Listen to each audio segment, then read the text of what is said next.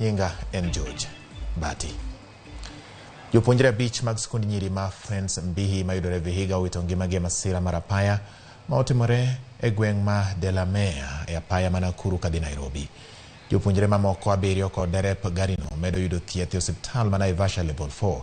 Kaka jafwambo marwa Jael Lieta lero, kwan mag masira mag apaya osebedo ka medore piny marue pacho ka kaluwore kod midhiero no.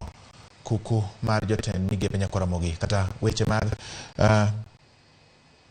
kuku mag jotend migepe koro ni ogolo chik ne duol mochung' ne weche mag rito ngima apaya kata NTSA mondo mi okaw okang' mager ne joriembo ma ok luw chike mag apaya kendo kelo lal mar ngima jopiny. Safach dok dala tok loro skul en manigi mor kod geno mar chopo riwore kod anyuola kanyakla kod osiepe bang' bedo mabor kodgi kuom jumbe. Kata kamano, geno nono ng'adore ne jopuonjre 5 go mag skundi nyiri ma Friends Mbihi tok nyamburko mane giidho yudo masira e gweng' ma Delamere, Naivasha. This vehicle was trying to overtake a long fleet of vehicles near the Delamere part of the road, when unfortunately another lorry was coming from the Nairobi General direction. Matatu matingo jowuoth 11 ne temo kalo lori moro to emotuomore kod lori mane rikuok e nyime.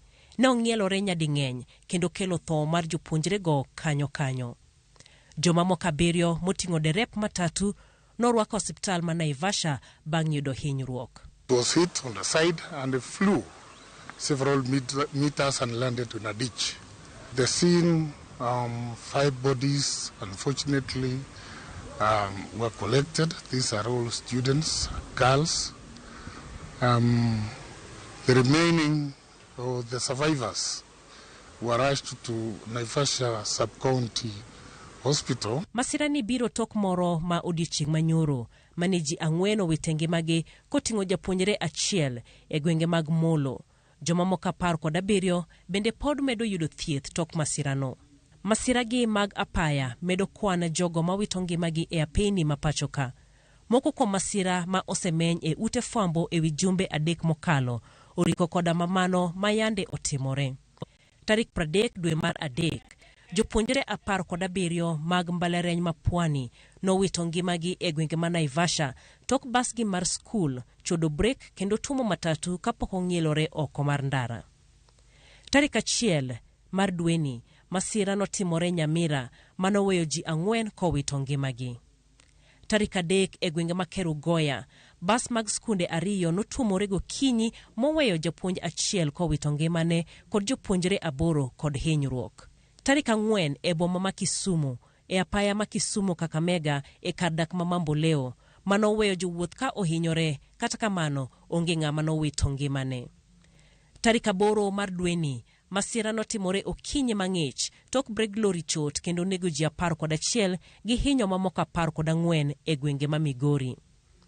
E gwenge ma Mwatate tarik 15 dweni ji 13 nowito ngimagi kanyo tok bas mane giidho bayoyo. Kwan joma owito ngimagi e masira ma wamenyogi gin 46. Kata kamano, luoro nitie ni kwan masiche kod jogo ma owito ngimagi e masiche mapacho ka ng'eny moloyo magi. Duol mar NTSA osebedo ka kwayo jopiny mondo obeda kicha e kinde magine yo. Jopiny kod joriembo bende kwayo riwruok mang'iyo apaya mar Kenha mondo oneni apeni lach moromo kendo nigi ohinga e bath ndara mageng'o masira. Jael Lieta, Ramogi TV.